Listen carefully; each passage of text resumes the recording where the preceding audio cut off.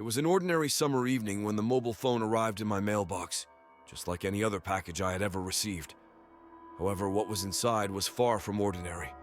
It was an elegant smartphone in a dark shade of black, with a screen so bright that it glowed in the dark. Despite having no clue about its origin or sender, I felt irresistibly drawn to it. After a few moments of hesitation, I turned it on.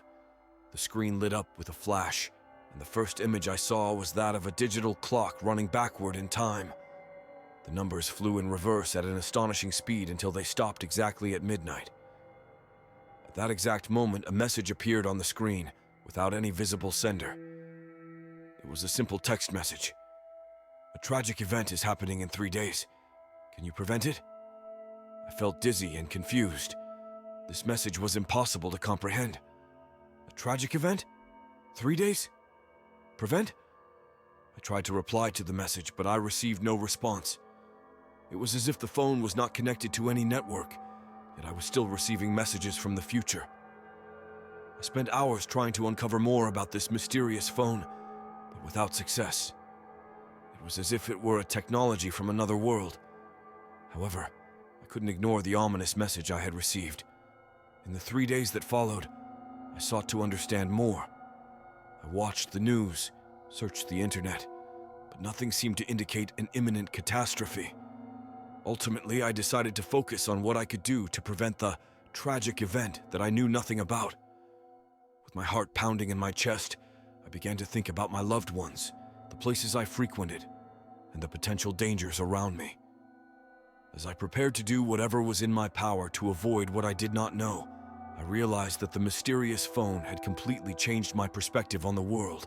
Something sinister and terrifying was about to happen, and I was now the only person with the ability to do something about it. With each passing day, the sense of unease inside me grew. The message from the future haunted me, and questions swirled in my mind. What did the tragic event mean? Where was it going to take place? Who was the mysterious sender of this message? And perhaps most importantly, could I truly prevent something I knew nothing about? I began to feel like an amateur detective, chasing every clue that could provide me with useful information. I spent the night researching maps, checking accident statistics, and even made a few calls to close friends to ask if they knew anything unusual about the upcoming day. But no one had any relevant information. As I searched desperately, I noticed that the phone from the future continued to receive more messages. One of them was more detailed. Location, Riverside Park. Time, 3:30 p.m. Action required. This message made me jump. Riverside Park was a place I often frequented, and this date and time matched my plans for the following day. Morning came, and a knot of nerves had formed in my stomach. I'd already made my plan. I would go to Riverside Park at the specified time and be prepared for whatever might happen. I chose not to share this information with anyone, as I had no proof that the messages from the future were true, and I didn't want to worry those around me without concrete evidence. On that day, I arrived at Riverside Park at the appointed time, holding the mysterious phone in my hand. It was quiet everywhere, and the sun rested peacefully in the sky in what seemed like a normal manner. But I was on high alert, with my senses heightened to the maximum. I waited with bated breath, ready to act at any moment. Passers-by glanced at me strangely, probably thinking I was crazy. But I couldn't pay them any mind. I had a mission, to prevent what I still didn't know. Deep down, I felt that whatever was about to happen, there was a greater force at play, and I had to face it. Minute by minute, the hours passed in endless tension. I was on the verge of giving up, heading back home, when something unexpected happened. A shadow moved strangely among the trees. It was frightening yet intriguing at the same time.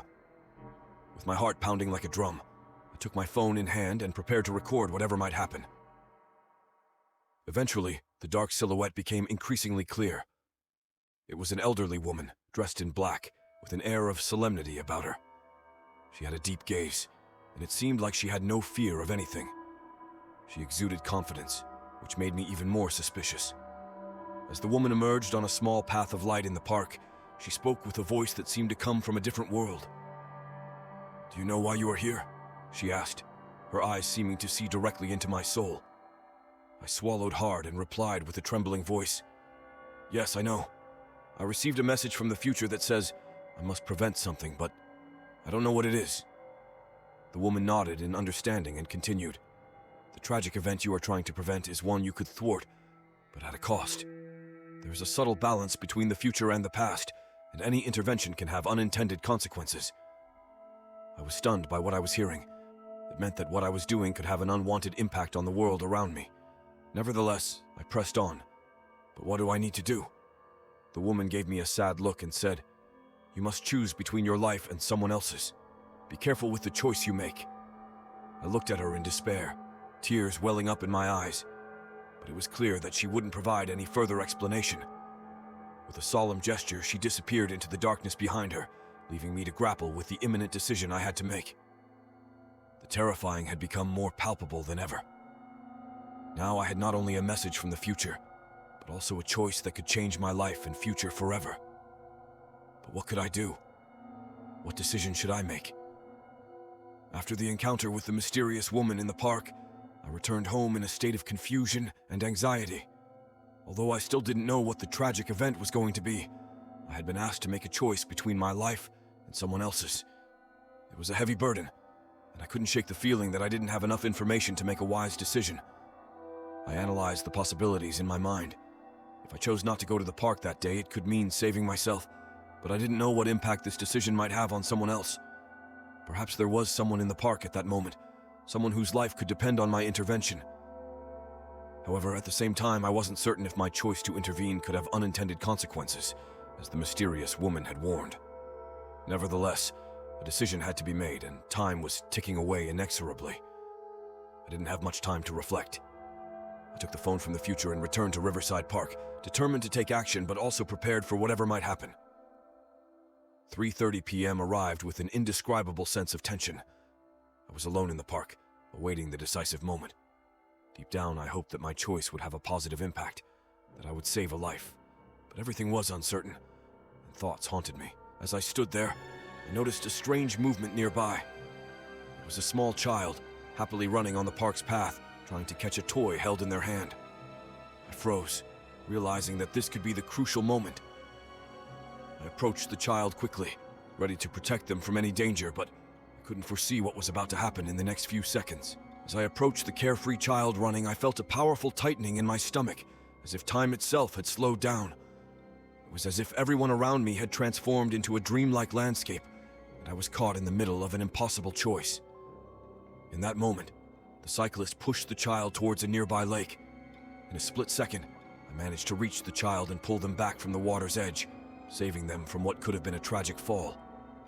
The child was safe, but my heart was still racing with the fear of what could have happened. Then a horrifying scream and the screeching sound of brakes shattered the moment. I turned to see that the cyclist who had pushed the child had been struck by a speeding car.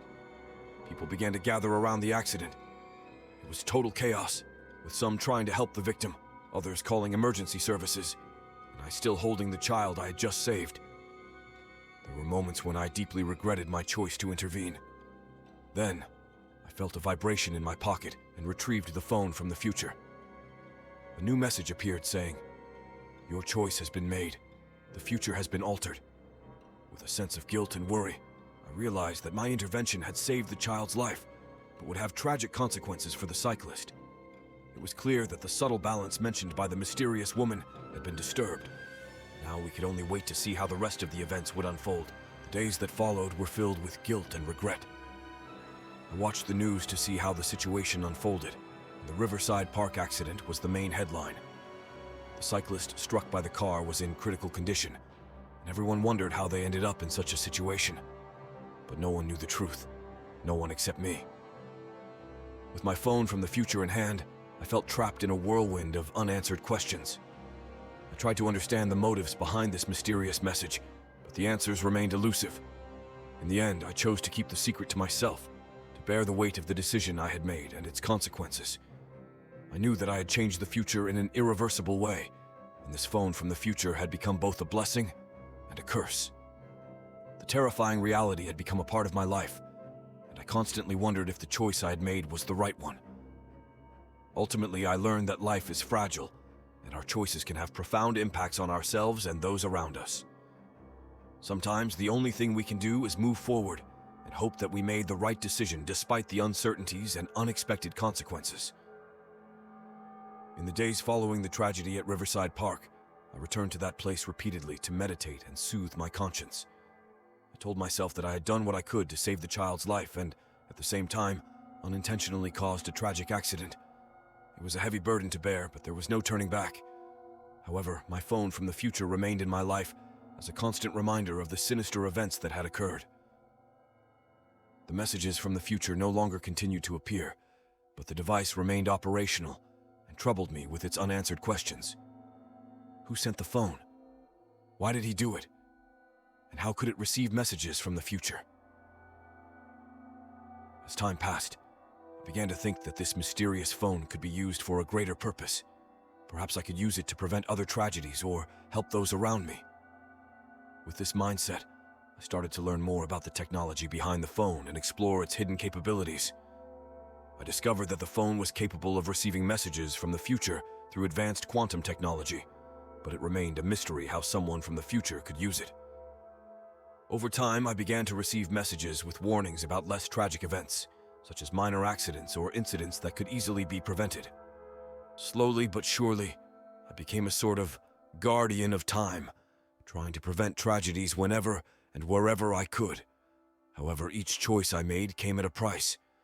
Sometimes my intervention had unintended consequences elsewhere, and the subtle balance mentioned by the mysterious woman was further disrupted.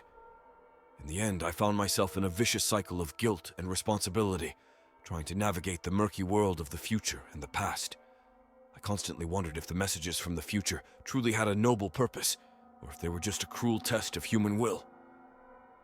My story of the mobile phone with messages from the future has concluded, but the mystery and terror surrounding it remain in my life. With every choice I make and with every intervention in the course of events, I've learned that the future is fragile, and we are mere puppets in a ruthless game of time.